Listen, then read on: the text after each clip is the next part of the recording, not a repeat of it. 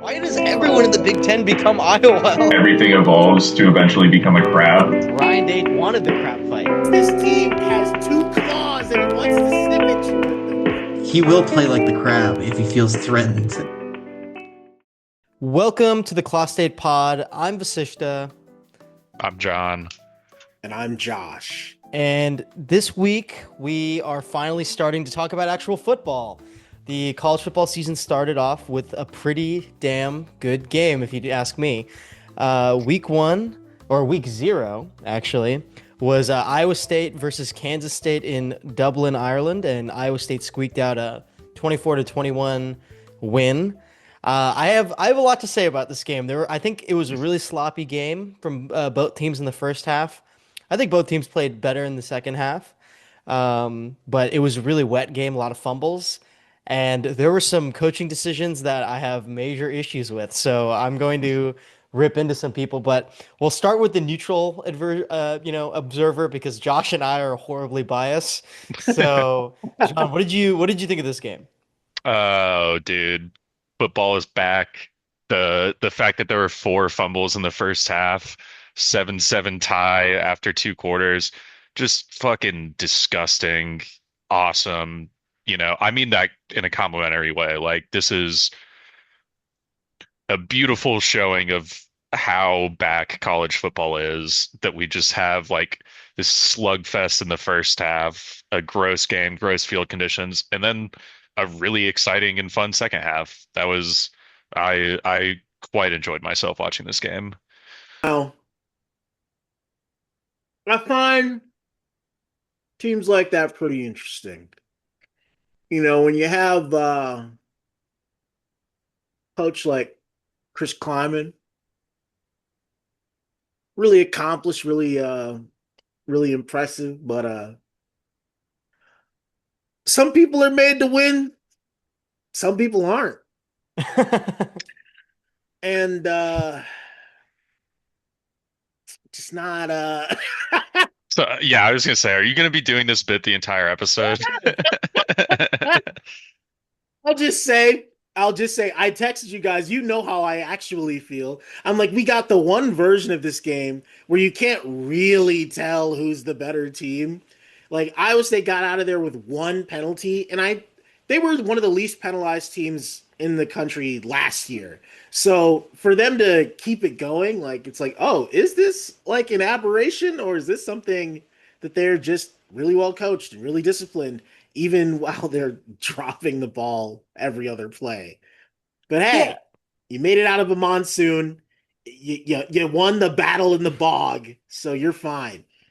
Yeah, I don't know if I agree that I feel like I can't walk away with any conclusions because I was like, no, I thought Iowa State played a pretty good game. Like you said, very few penalties. Honestly, K-State had a lot of holding penalties, but that was because the D line, at spotty at times, but had a overall pretty good performance. They were like definitely in the backfield, which were forcing a lot of holds. One thing I wanted to ask you guys about. Okay, well, there's two core questions I have. First one, which was like I saw like K-State fans and like the Reddit thread after. How did you guys feel about Avery Johnson after this game? Because I didn't think he played horrible. Like I wasn't like, I wasn't down on him after this game. I thought he played a pretty okay game. I thought he played really well. I mean, it's just you can have a pretty good quarterback game and lose. It's like he's not by any means the reason they lost. I mean, definitely the reason that they even made the comeback and were close at the end. I mean, he had all three of their touchdowns. I don't know how you could be negative about Avery Johnson after a game like this. Yeah, that's one of those things. Like I'm hard on the guy, obviously, but I think he played well enough, and it was just such a slot fest at the beginning. Like just not making that crucial mistake was enough to keep them afloat and have a chance to win the game. Like they had a fourth down that they went for in their own territory at like the 30, which was We kind of gotta hard to talk tell. about that. Ridiculous. We have to. I was losing my. That's not his fault for not getting it. He hit the hole. What do you want? He probably got it, to be honest, but what a It horrible. really looked like he did. Yeah, like when I saw it on TV, it was a generous spot in Iowa State's favor. What the There's 9 minutes left. You have two timeouts, right? I believe they had two timeouts. You're on your own 30. You're down three. Just punt. Yeah, that Why? was Like, what's the thinking? Is there some analytics that I don't understand? I maybe they just really thought they could get 1 yard. And to be fair, people are defending it by saying like, well, he did get it, they just didn't get the call. And I'm like, That yeah, doesn't matter. shit happens. That's why you don't go for it for no fucking reason. I mean, listen, evidently it didn't matter because K-State came right back and scored in like 5 seconds right after that. So like the game kind of ended up where it should have, but that was a horrible call, like coaching decision. Kleiman had some really bad coaching decisions this game. I'm not gonna lie. I know that they wanted to be, well, fourth down conversions were like the story of this game. Iowa State was just as aggressive, but just got all theirs. And if it gets to like coin flips like that, I don't know. It, I guess after how this game started, like you just couldn't value any of your possessions that highly because they changed hands so many times early. But when you were executing well through the entire third quarter and the rain stopped and people were more precise, it just sucks that we're going to be right away. First game of the season talking about, man, should he have gone for it on fourth down again? Like that's every game. No, well, the answer is no. I don't think anyone agrees he should have gone for it. Like, just a crazy call. If it works and you get it, it's not like you're in the red zone, you know? Like you could very well punt 4 plays later. Like I don't the risk reward is just all over the place. Yeah, the upside is horrible. Like I said, it ended up not. I mean, it mattered, but it didn't ended up not mattering in the sense that they ended up scoring right after that, like with a quick touchdown. So, Wow. I think K-State got they let Iowa State get in their head on this. Here's what the coach said. They had just made a couple plays on fourth down. We didn't. I would do the same thing again based on how the game was going with us struggling to slow those guys down. So they were just like, I don't know. I guess the beta K-State saw the alpha Matt Campbell and was like, we can do the same thing. well, Carson Hansen was running the ball really well on the right side of the line. So I'm guessing they were just like, I don't think we can stop them. They'll probably chew up 5 minutes of clock. I think that was their fear. That Um, literally happened when they scored in one play. I was like, it was a 4 minute drive, I think, maybe five yeah. exactly, and took it to the whistle. But it's one possession and there's 8 minutes left. So like I would understand if there was 5 minutes left. I would understand this call. But you had cushion. Anyway, like I think the yeah. Yeah. I guess that's why they did it. There was another fourth down play I wanted to flag. You're actually now that you pointed out there was a lot of fourth down attempts in this game. Yeah. You know, Welcome analytics to college football, dude. I mean, if you want to say like, "Oh, it's gone too far. We've lost the soul of the game." There were five tight ends on the field on the game-winning touchdown here. Like, relax, purists. Like, we're getting more aggressive, more fun football that's leading to I mean, that was what iced the game. Like, it was the tail of the whole thing. yeah, there was only one. The only fourth down attempt I didn't agree with was the was the one we just talked about because Iowa State goes for it on fourth down. Um, God, how much time was left? This was the icing drive It was where 2 minutes 30 seconds, something like that. yes, Mhm. yeah. I just wanted to note this because I thought this was such a bad call by K-State because everyone is getting mad that Carson Hansen was being like defended by like a defense like an outside linebacker, defensive end type guy who flagged on the left side. I don't think they understand. This was a great offensive play call because K-State goes out there and they're running like a zero blitz, which means like no safeties. They're blitzing everybody, which means that if anyone goes outside the tackles on offense, the defensive end has to come off or the outside linebacker has to come off and defend the flats. So that was just a great offensive play call to see that. We know we have an advantage on the running back. We flared him out. We threw it to him, and then he makes a great play and gets down to the 1 yard line. So that I mean, it was a great like chess match there. I thought it was a Mm. way too aggressive by K-State because they were getting pressure all day. I thought without needing to blitz. I mean, Rocco took a lot of sacks. Yeah, the sack fumble in the first half.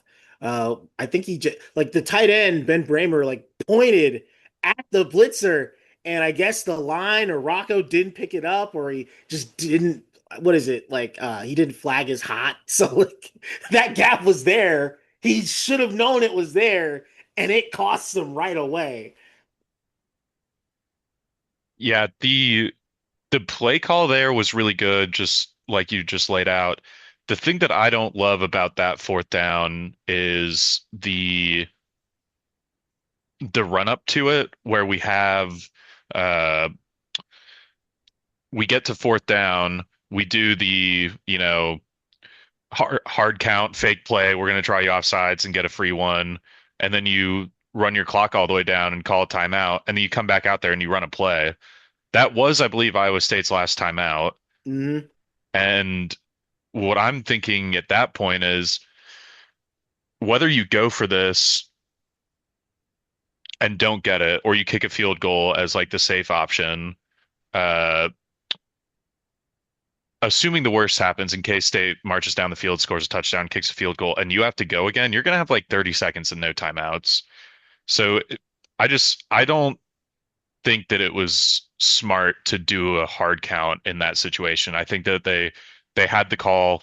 They should have just run the play. But I mean, it didn't end up mattering. That's just what I was thinking when I was watching the end of this game. You're right, because it's worse. I was pretty upset by that because it's worse than that. But there is maybe an explanation. First of all, they didn't even wait like they were trying to do draw them off sides. They didn't even wait to have the play clock go down to 1 second and then call timeout. They just gave up early. So it's like, why are we even doing this if we're just going to give up early? I think the logic is that what they saw in K-State's defense informed the next call for their fourth down Mm. play. I don't know if that's true. That might be true. Or they changed their mind. Honestly, it was not a good game in terms of timeout management for Iowa State. At the end of the first half, we had two timeouts and we just let K-State run the clock out on us. Why? Like, I were we mean, were do we you that want not another confident? possession? Do you want another possession in the pouring rain on your side of the field? Yes. Like Yes, I do. I that's do. how we got our first touchdown. No, actually, no, we didn't. That's We how we didn't end up fumbled at scoring the. on that, but Yeah, yeah. never mind. But I mean, if you fuck up receiving a punt, I'm like, I'm fine skipping it. Well, here's the thing. We still received the punt. That was the other thing. The guy kicked it That's off, true. and the returner caught it on the 3 yard line. If we're just gonna kneel it out, why are you even catching That it? you know what? You're right. This makes no sense. You're Everyone fucked absolutely up. right. We shouldn't be giving up, but if we're gonna give up, why are we even having a guy back there to return it? We should just rush 11 and try and block the punt. And even if you're gonna have a guy back there, don't catch it on the 3 yard line in the rain. And I honestly expected when I saw that play for that returner to run off into five coaches yelling their asses off at him. Nobody yelled at him. I'm amazed. Only be so ballsy in one day. I guess Yeah. they just saved it for the end. Yeah. So, okay, to kind of take a step back on this game, how do we feel about K-State now going forward? Because I'm not that down on them. I mean, I think they just played a ranked team week one and lost by three. Yeah, I mean we talked about it all last year, and we have one game of evidence that this is going to keep happening this year. The Big 12 has just got so much parity. Like these are two of the better teams. They're fairly evenly matched. Played a good football game. A team has to lose. Like I'm not down on K-State. I think they're in a pretty, they're not in the best spot, but I think that they're still good enough to get to Arlington in December. They'll be fine. They'll be fine. And not every opponent is the Cyclones, but I think they showed enough by surviving that first half. Like that it can't be understated how bad it was out there. Like you look at like some of the pictures and it's just like those. It's like a superimposed like star map over every picture, like with all the drops of water. Like people were sliding. You would get tackled at the 5 and slide into the end zone. It was bad, dude. So not blowing it entirely in that first half when you're the most unprepared you'll ever be, the most like off kilter you'll ever be, and it's just one loss. You can't let it turn into two. And you've got North Dakota next week, a team that can really run the ball. So don't worry, you'll have another test on the ground in the second half again. Yeah, I wouldn't be that down on them, but there is the Dublin factor, which is like the losing team in this game has some bad juju on them. Like they just kind of do. Like I'm so happy it's not my team because I'm like, wow, this season, like this could be a 2-win season according to pattern recognition. Like all right, yeah, that's everything I had for the game. Oh, no, there was one other person I wanted to flag, okay? Dominique Orange, okay? I just want to say this. He did not have a good stat line on paper, right? I think he only had 2 solo tackles. He cooked this game. He played a good old-fashioned nose guard game. I think on one of the first fourth down attempts in the first half, I think there's 11 minutes. It's within the Iowa State red zone. K-State goes for fourth down. He swallows 3 guys on a play on a fourth and that one that we end up stopping them on. He totally underrated game. I thought he was the defensive MVP for me. I thought Carson Hansen was the offensive MVP. So just wanted to Yeah, flag Big Citrus as they were dude. calling him on the broadcast. Is that something that ESPN made up, or do Iowa State fans actually call him Big Citrus? My friend Dylan, I think he's one of the first people on record to have called him Big Citrus on a podcast, on Twitter, anywhere. So I'm sure he has to feel proud. He works for a local CBS affiliate here, so he was at the game recording. So I know he was very thrilled when he found out it was on the broadcast. Industry That's plant, like John. it's a killer nickname. Just quickly, Mm. I really like K-State's helmet stripe for this game. I like when Yes. teams do wacky shit for like non-standard locations. It was cool. Didn't work. Team should probably not do that in Ireland. It's bad juju, but it looked cool. Okay, next game was Fresno State at Kansas. Kansas debuts their new stadium with a 31-7 domination of Fresno State.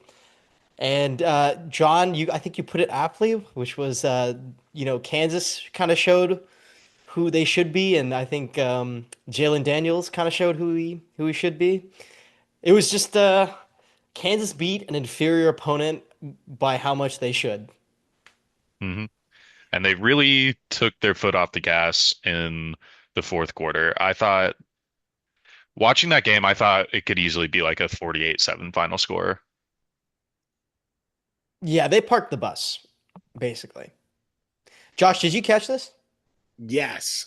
Well, for one, this is the first time I've ever watched a Jayhawk game and thought, "Oh no." Like I'm already pre-frustrated for Iowa State's game against them in November, but watching that sold out crowd come in and execute, well, the offense came in and execute. Jalen Daniels was taking a little too many hits for me, but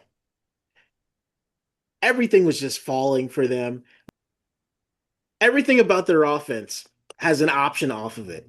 Just from play action to like having an option pitch to a guy leaking out late to someone breaking off and adjusting. Like Kansas's wide receivers are all new this year, so they don't have everything down in their timing yet, but they just hustle and they block really well on the edge. There was I think number one, I don't know his name yet. He was blocking somebody into the end zone on one of the play action touchdowns they got to like an H back on his second of the game. Like they know what they're doing. And it's very frustrating to watch. In my notes, I called it a Turkish ice cream cone like offense, where it's just like, oh, here's the cone. Whoa, I took it this way. And oh, it's actually behind you right now. Like it's so infuriating if your team is there. Ask me how I know. It's such a fun offense, man. And as a fan of a team who doesn't personally have to play Kansas this year until the first round of the playoffs when they come to Jordan Hare, the uh, Cam Pickett's first touchdown when he lines up as a running back and then just leaks out and like you're gonna have an actual like fast wide receiver who is gonna be getting guarded by a linebacker and just you're never gonna lose that matchup and it's exciting. They do when you're doing stuff like that that's like it's not trick plays, but it's like there's a little something extra there. I like that. I think that when you said that they're going to shred someone this year, they're definitely going to be doing that. Um, I agree about the Jalen Daniels thing. He had an awesome game. He there was one play on a read option where he juked three players in a row in the same direction, which was just awesome. I loved watching that. It was like a ballet. It was beautiful.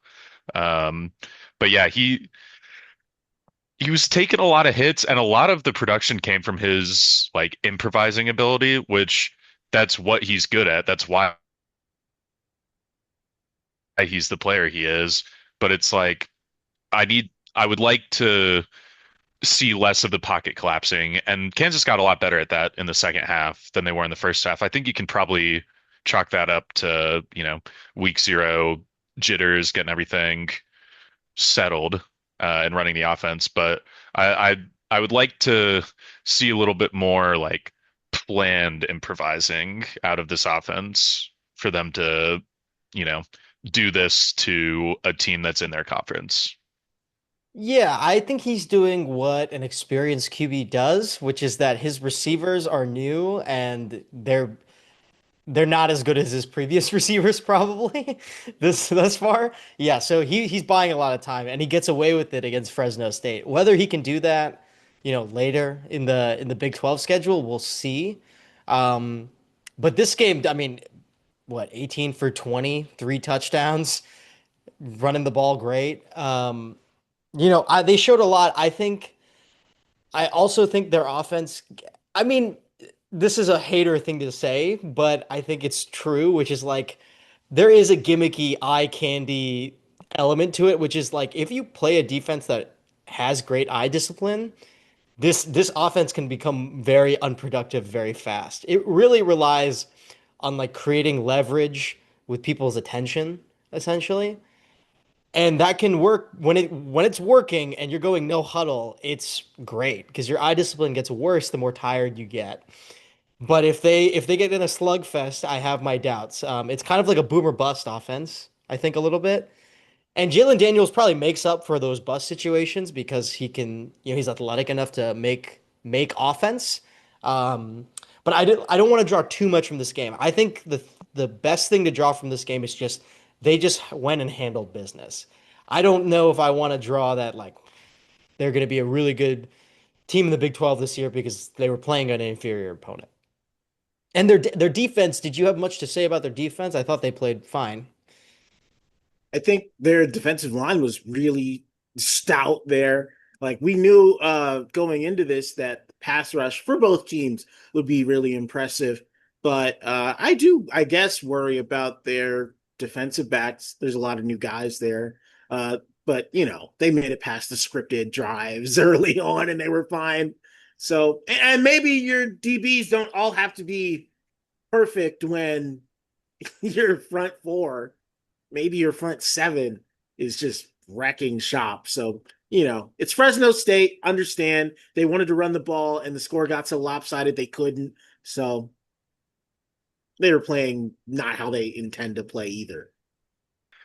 I felt good about Kansas's defense once we got out of like the scripted drives in the first quarter. I mean, they held probably someone who's going to be a decent G5 quarterback to a really pretty bad second, third, and fourth quarter. They couldn't get anything going on the ground. Yeah, I mean, inferior opponent aside, they did. I think I think if I say they did what they were supposed to do against this team, it sounds like I'm being negative a little bit because it's almost like a backhanded compliment. But it's like they did the job. They executed it really well, and this Fresno State team should not beat this Kansas team, and they should not have a successful day on offense, and they didn't. Yeah, it's legitimate progress for their program. And I wanted to point out the fact that they were debuting their stadium and they had a lot of fans out there. So it was a very good day for their program. So the next game was Stanford at Hawaii, and Hawaii edged out Stanford in a 23-20 win. And I was wrong. I was very wrong. I thought that Hawaii would just blow this team out, and they didn't. Stanford played a pretty admirable game. What did you guys think of this one? Micah Alejado put the team on his back. When he it was just nice that the game was close. It's nice that there's another good game in week 0. And when he gets ripped down and they go to timeout, it's like, geez, well, that really like reminds you of like, oh yeah, this is a part of football. And he didn't miss any time. He came right back. And, and not only that, I think he threw a touchdown afterwards, got some critical first downs, and then drove down and helped them kick a game-winning field goal at home. Beautiful. Beautiful. They were talking about Timmy Chang, like this being his signature win over maybe like we talked about one of the worst teams in the ACC, but a Power 4 team nonetheless. So salute to them, dude. Yeah, dude. Alejado was such a warrior in this one, man. Like I think it was the second to last drive, like uh the one that the one that they the first one that they kicked the field goal to I think either tie or make it close. But It was tie. It was off that yeah, interception, right? yes, off the interception.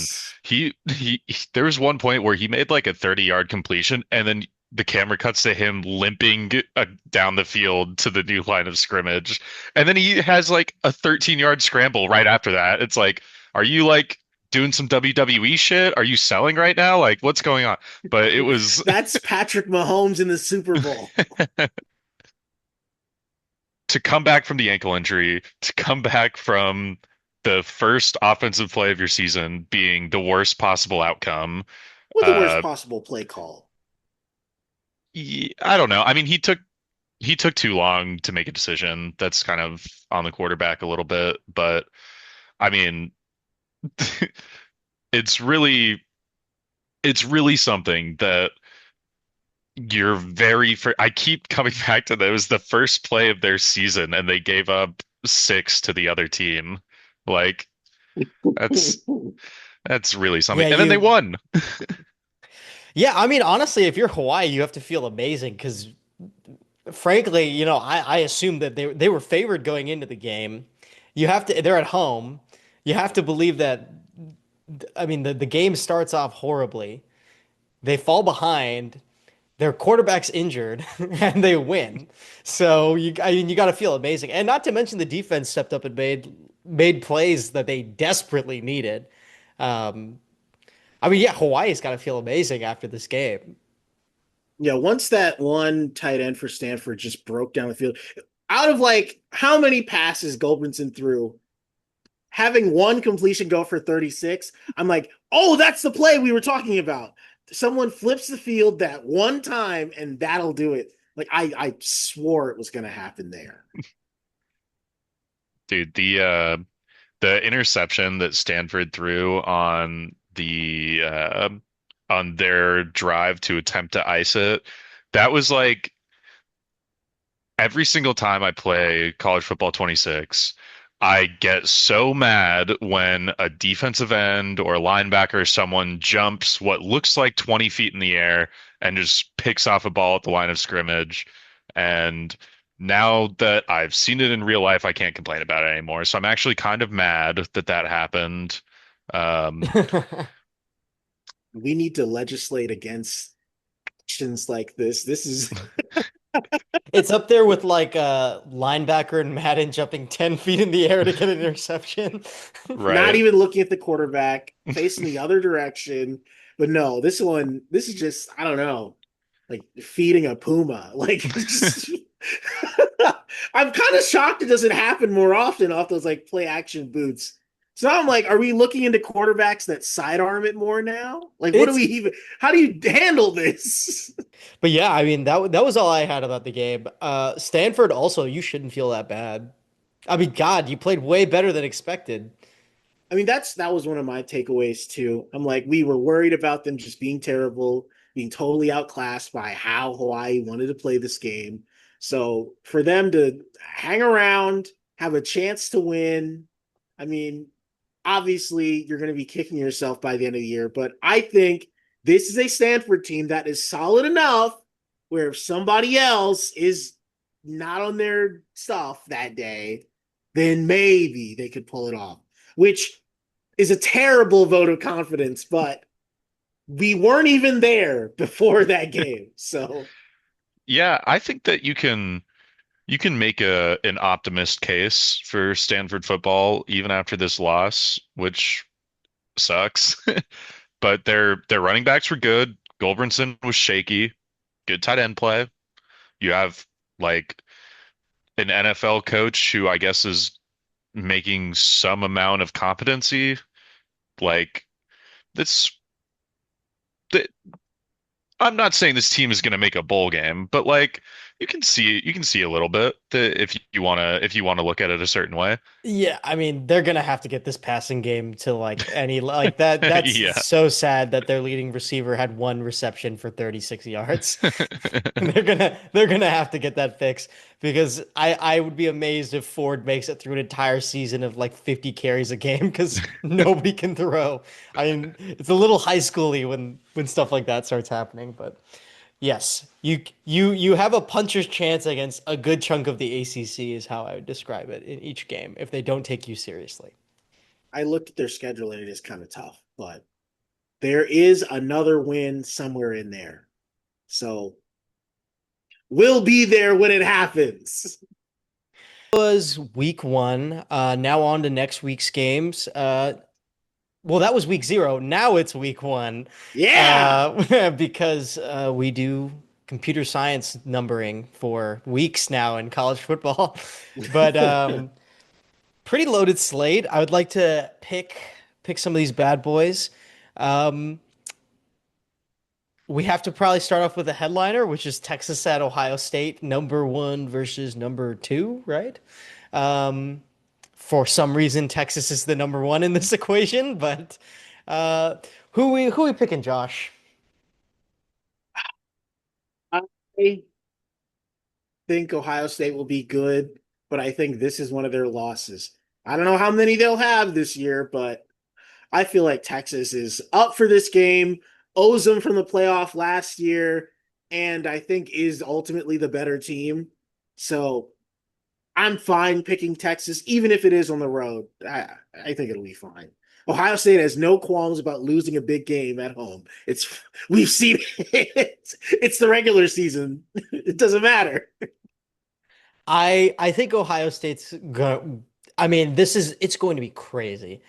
And it's Arch Manning's first start, like true start, not like I'm playing against Louisiana Monroe.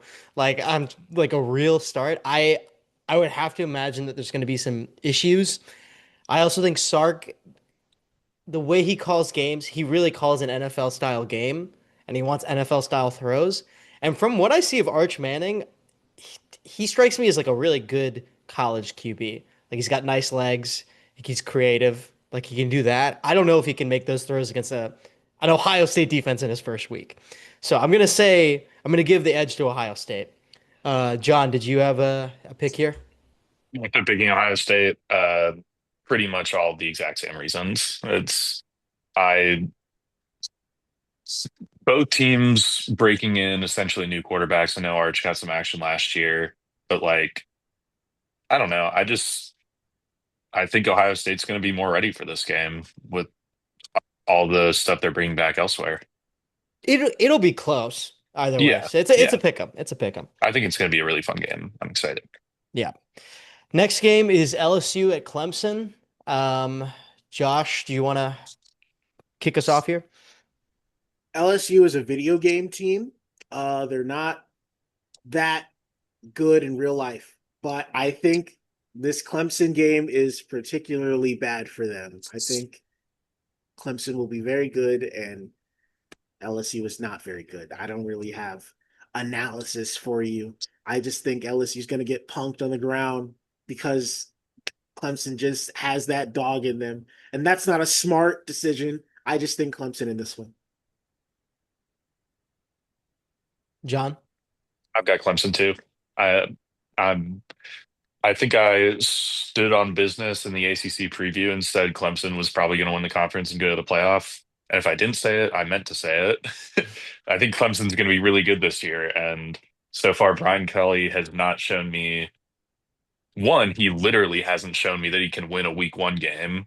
Uh, and I just don't really know what I don't know what the plan is. I don't know what's going on. It doesn't seem like it's going well. Um, I think Nussmeier is a good player, but I got to take Clemson. Yeah, I'm also gonna go Clemson. For starters, we've got bad Brian Kelly Juju week one. They never win the first game of the week, game of the season.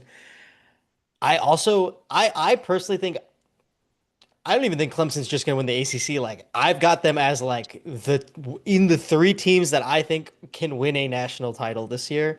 I mean, their defense is ungodly good. This coming in, at least on paper, they should be ungodly good. They're returning their QB, who I think showed flashes to close out last season, played a lot better after honestly 2 seasons of maybe underperforming his talent.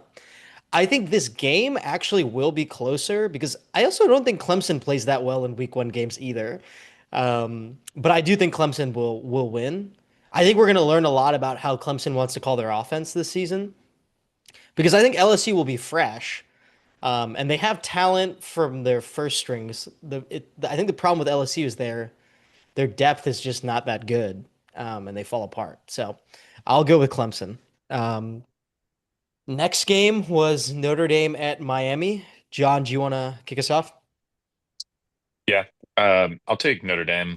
I don't believe in what Miami has done to replace Cam Ward, and I know Notre Dame's also replacing a quarterback, but I don't know. They just seem like I don't know if I'm being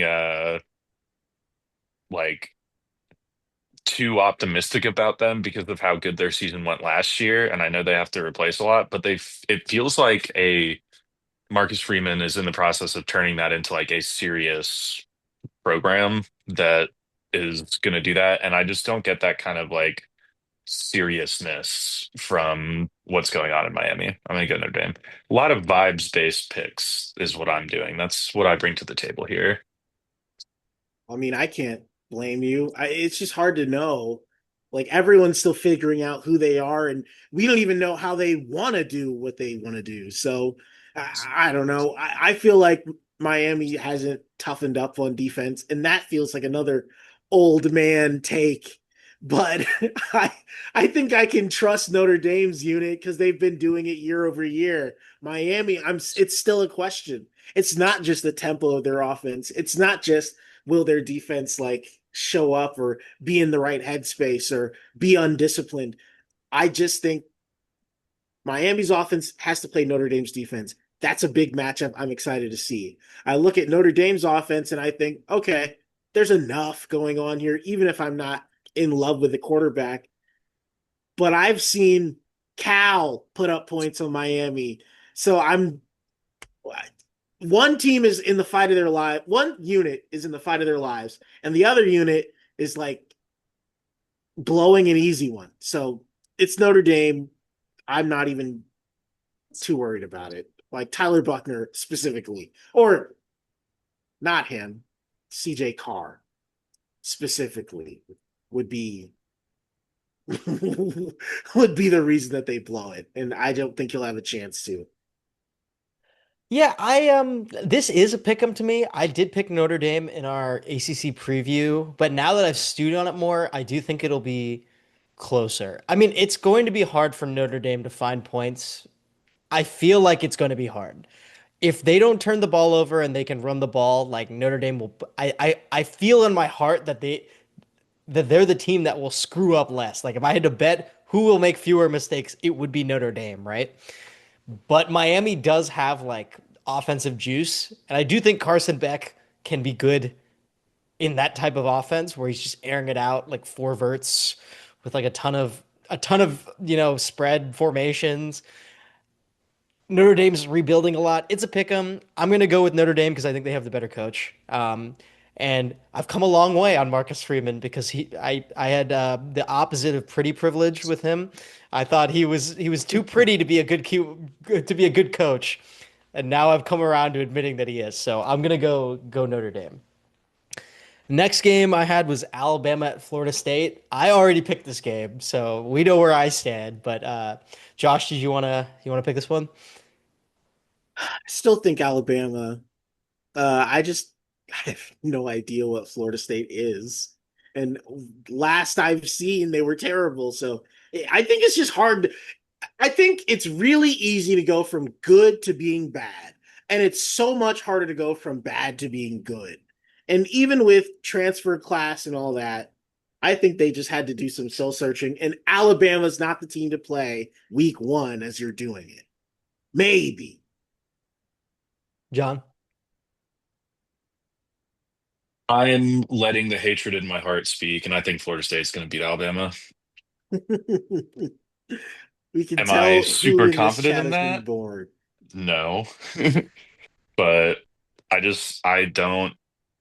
don't want I think it would be really funny if this particular Florida State team beats this particular Bama team. I want it to happen. I'm going to speak it into existence. I'm gonna go with Florida State, and I have a bigger bull case here about why I think that's a good idea. Okay, we have to let go of the Nick Saban brand bias of Alabama. This is not Nick Saban's Alabama. This is Yep. so like it's not that big of an upset to me. It's a Florida State team that I think is gonna rebound and win like 7 games, beating a team that I think wins 9 to 10 games.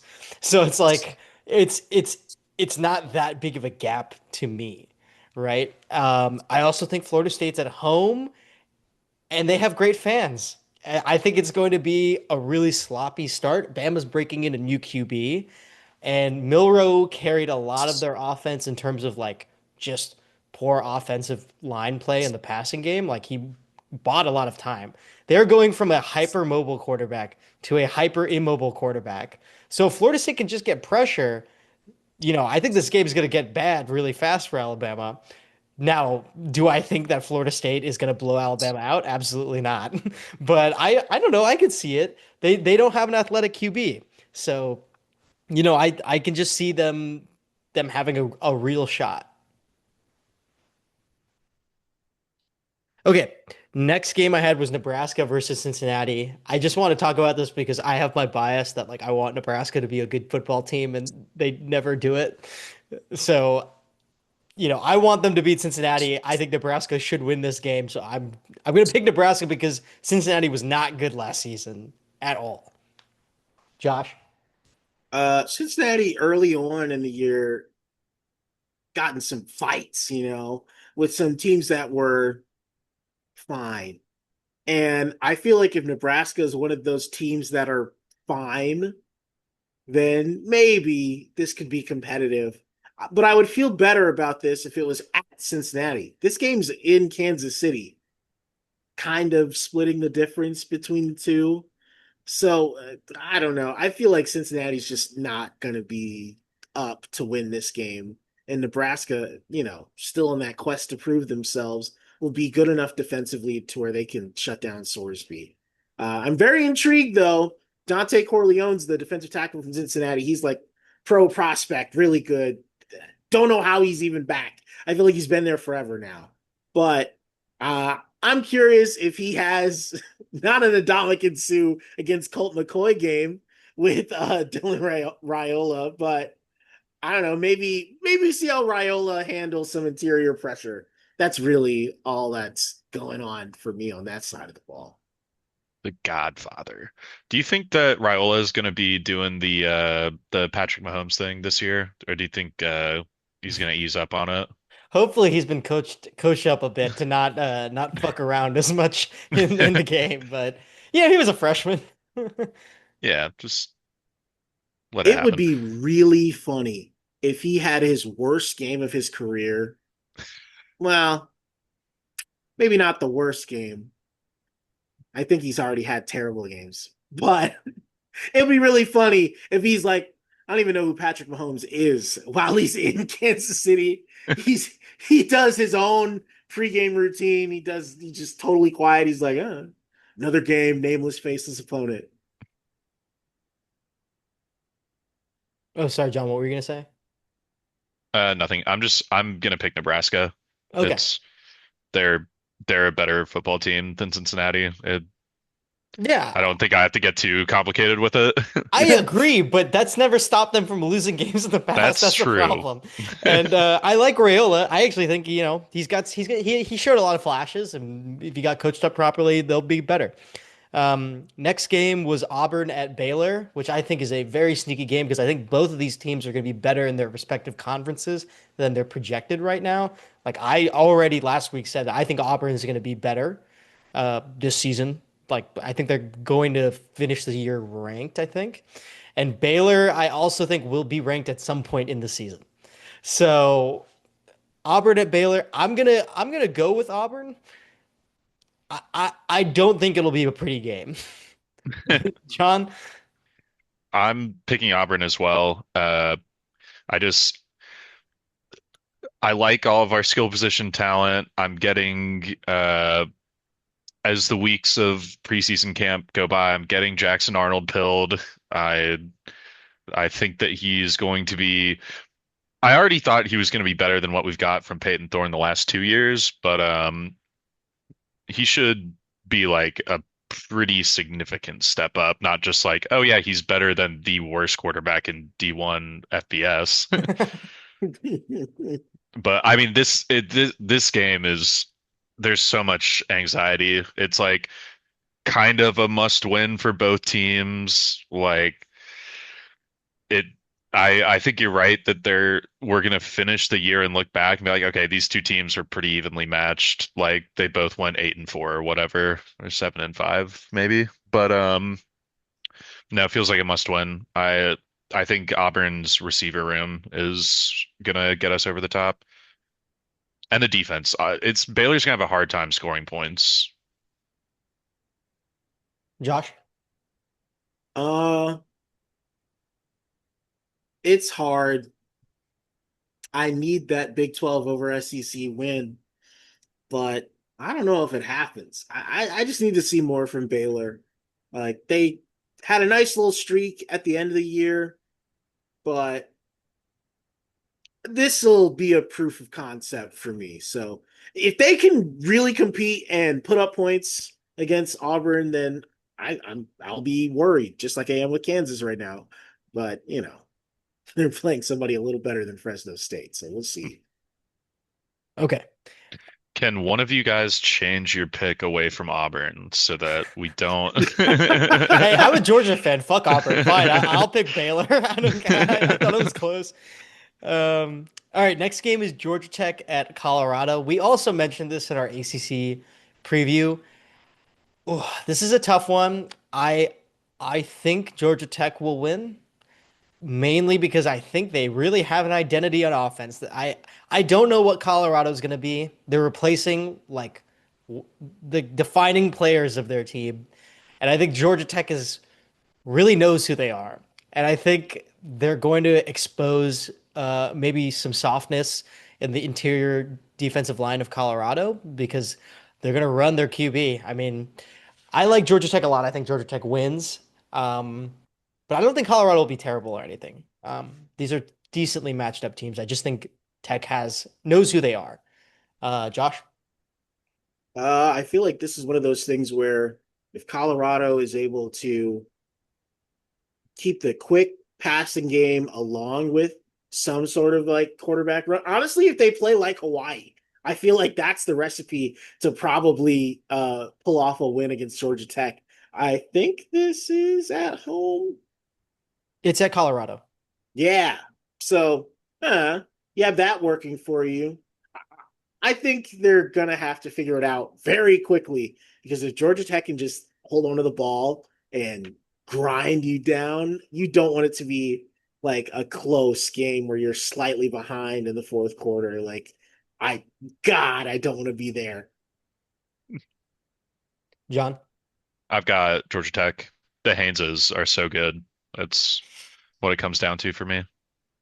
Yeah, I get it. I don't want to be too negative on Colorado because I think it'll be a step back this season in win total, but like ultimately progress for their program. I just think they're replacing two NFL players in key positions on their team, and they're playing against a team that isn't doing that. So, I mean, uh, really replacing three NFL players when you yeah, think about it.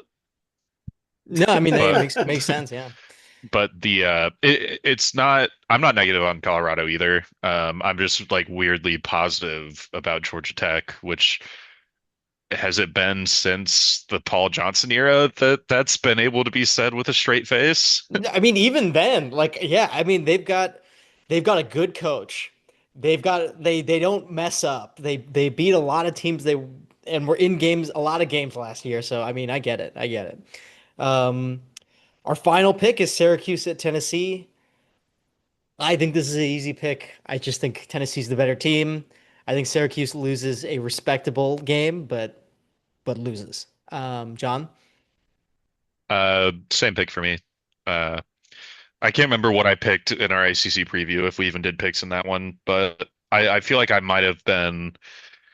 It sounds like something I would do to pick Syracuse, but now that we're in the season, this game is this week. I'm not going to get too cute with it. It's it's another pick where I'm not negative on who I think is going to lose. I just think Tennessee's better. Yeah, they were a playoff team last year. Yeah. Josh? I think the same thing. Uh, Syracuse's offense versus Tennessee's defense, that's fun, but I think the inverse won't be nearly as fun to watch, but will be more consequential. All right. These are more teams that we have to like make a call on. Will they be good or will they be bad?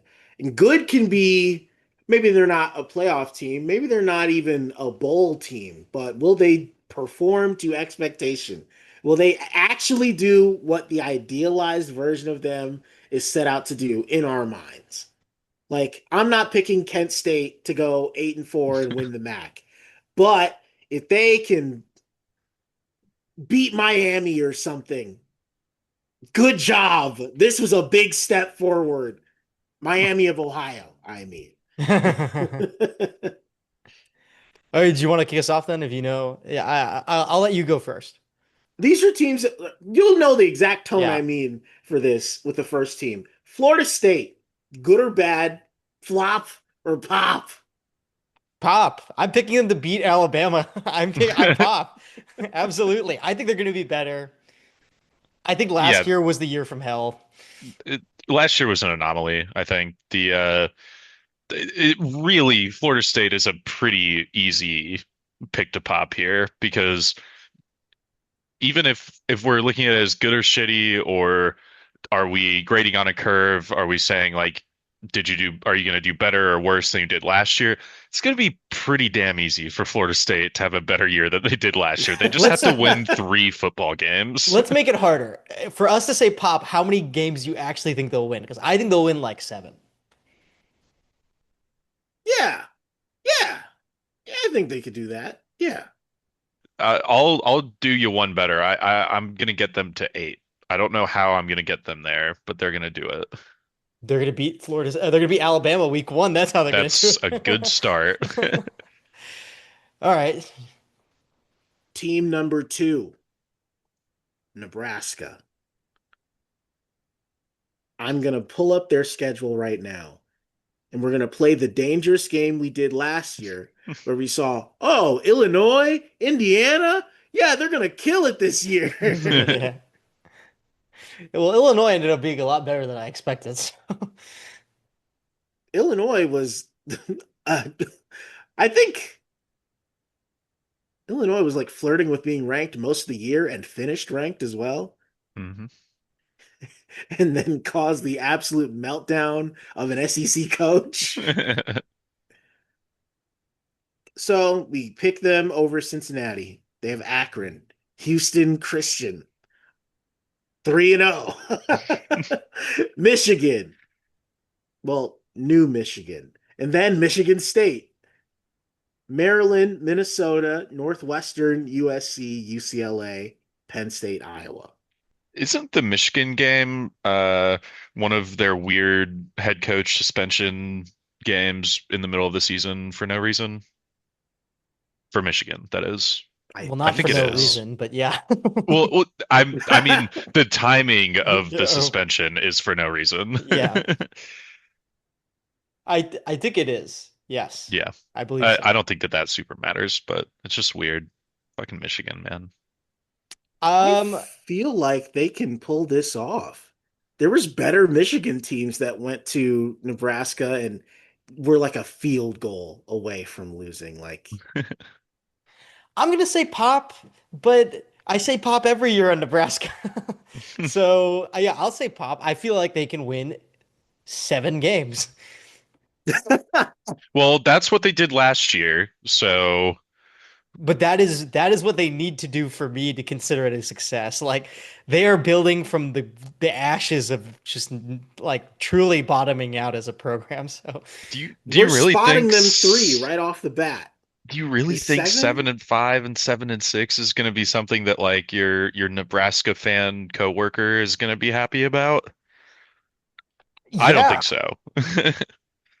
Josh, you lived in Nebraska. You tell me. There was before last year and after. And I think because we're in the after, I don't think 7-6 is going to do it this year. I feel like they'll be kind of disappointed. You start off 3-0. Let's say they get Michigan. They're 4-0. You're telling me you drop that game to Michigan State or Minnesota or UCLA, you're feeling good about the year. Like you have that rivalry with Iowa. You They have have to Penn win that. State on the road. Like They have to win Iowa, especially because they blew it last year. I think the number doesn't matter as much as the opponent, but I feel like this one will beget another. Like, if that makes sense. Like, if you beat Penn State, you don't have to win anything else, obviously. But losing to like UCLA will be demoralizing for them. Yeah. I think they're going to pop, and I think that means 8-9 wins. Okay. I hope so. I'll say pop two. I have a team suggestion, Josh, if you're willing to humor me. Mm-hmm. Okay, you guys are gonna laugh, but I'm dead serious, okay? We're gonna do a different thing for this Pop or Flop, Georgia. You, Mm. by their standards, and I'm being, hey, we had a really hard schedule last year. We run that same schedule back. So let me just read the schedule before you answer, okay? We start off with Marshall and Austin Pay. Then we're at Tennessee versus Alabama, Kentucky at home, at Auburn, Look, Ole hell, Miss at home, Florida, neutral site, at Mississippi State versus Texas, Charlotte, and then Georgia Tech. That is a hard schedule. Admittedly, it's not hard in the sense that the average game, but like it's like really high end opponents and then really low end opponents. And if we consider that Georgia's expectations are what, 11 games every fucking year, I'm gonna say pop because I believe in my team, but I want to throw it out there. A little bit different type of team. Hmm. Well, in your universe where Alabama's dropping games to Florida State, then I think that's one spot on the schedule that's less intimidating, especially hosting. Hmm. Um, Tennessee, I think Tennessee's good enough to survive Syracuse, but I'm not picking them to beat Georgia either. Mm, Florida, people expect a jump, but I don't know. I can't call it this early. I'm not sure. I think they'll be okay. I think they'll get to 11. Well, It's a hard schedule. I'm Hmm. just thinking. I mean, this is a team that lost to Ole Miss last year. Yeah. I We're I'm not perfect. Like, I'm gonna pick a flop at it's hard schedule, and my definition for that is fewer wins than last year, which is 11. right. So And you're saying they're gonna lose at Auburn, right? yes, And if I'm also saying I think Auburn's gonna be better this year, you know, mm, I don't think they'll lose the Auburn game specifically, but I think like I think they do. there's a extra loss here. I mean, if they lost to Texas, like they played two fist fights with them last season, it wouldn't be yeah, crazy to lose that game, you know? yeah, that's the thing. I feel like you combine the Auburn game with the Florida game and the Texas game, there's a loss or two in there. Right. So, okay, yeah, I think I agree with John. Yeah. And at that point, Flop. failure of a season, fire Kirby Fire Smart. Kirby. Any season we don't win the title is a failure.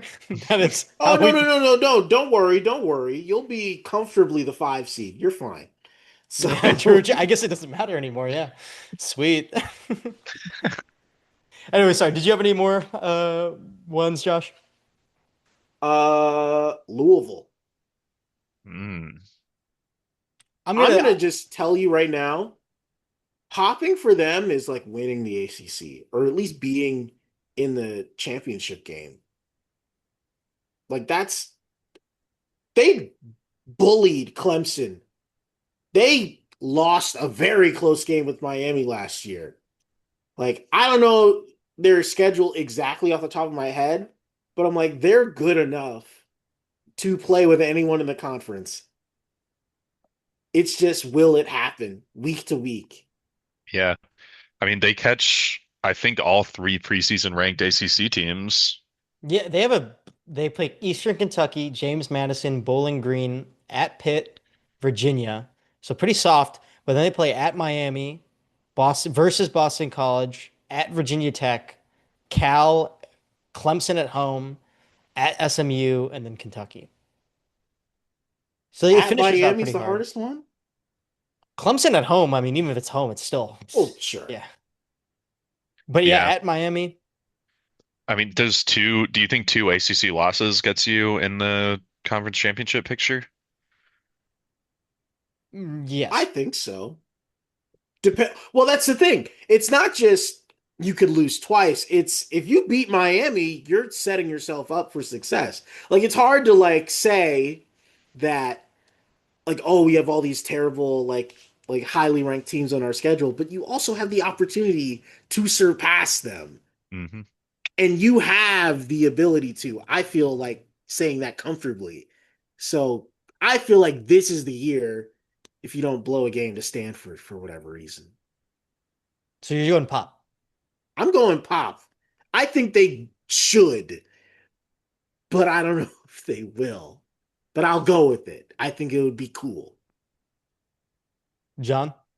I'll take them to flop because the way I'm looking at this is in my ACC conference championship, I have Clemson and as like almost a lock. I'm probably being way too confident in Clemson this year. They're gonna be terrible now that I've said all this, but there's one spot in that game, and I don't know who I have for it, but like just the fact that I only have if the ACC felt more wide open this year, and it was like we could have two teams like we have a bunch of teams with like relatively even chances at the beginning of the year that we feel like could make it. But like there's only one slot. I don't know. I don't know if Louisville can get it. So I'm gonna have them flop based on their curve standards. I'm gonna have them flop, but with the caveat, which is that I think they're gonna do some upsets. I just think they're Mm. also gonna get upset themselves. That's the thing. Like at Miami, I could totally see Miami blowing that. But then I could also see them just losing at Pitt. Like that's the thing. Because they start off the season theoretically with a great slate: Eastern Kentucky, James Madison, Bowling Green, at Pitt, and then Virginia. I could see them losing at Pitt. I could see them losing at Virginia Tech. Shit, at SMU, like that's not an easy game either. So I think it's a flop, but they are going to win big games too. And they might even make an ACC championship if enough, blood is spilled in the conference. Like if we assume Clemson is one spot, I could see a three-loss team making the ACC championship. Because after Clemson, I think it's pretty close. Miami's got the high-end talent, but they blow a lot of games. So I'm gonna say flop. Does Florida State come in anywhere in this? I don't think they're they. Well, if I believe a three-loss team could make the conference championship, then yes, there's a world where that can happen. But I don't think that this is that season. Fair enough. This one is kind of like a playoff projection, honestly. Boise State. You gotta give them flop, right? They're losing Genty. Hmm. But is the core structure of the team solid enough to where they're starting off ranked and no one on their schedule outside of the beginning game against South Florida and that one extra circled game with Notre Dame? I I don't see anybody that's so intimidating that would be like, oh, well, they're screwed in this one. They don't play Army or Navy or anything, nothing weird like that. What do you think, John? I mean, you're right. They definitely could. Um, I just I don't think that they will because they're gonna. I see a world where Boise State ends up 10-2 with a loss to Notre Dame and a random loss to just a random team in the Mountain West. Um, Mm-hmm. and maybe that can get you in as the G5 representative, but I feel like most years there's a team that goes like 11-1, usually not 12-0, but so I'll flop them for that reason just because I mean making the playoff again 2 years in a row is they would have to be really impressive to do that. And they could do that. I just don't think it's going to happen. Mm-hmm. Sister, did you? I said flop, but now, well, you know what? I would switch it to pop in the sense that my expectations for them are to have a step back. You know, like I don't believe in like I said, I don't believe in punishing them because they have a step back, right? So Yeah. yeah, it's a pop flop. Depends on your expectations. No, no, no. Pop or flop. I'll say flop. Flop. There we go. All right.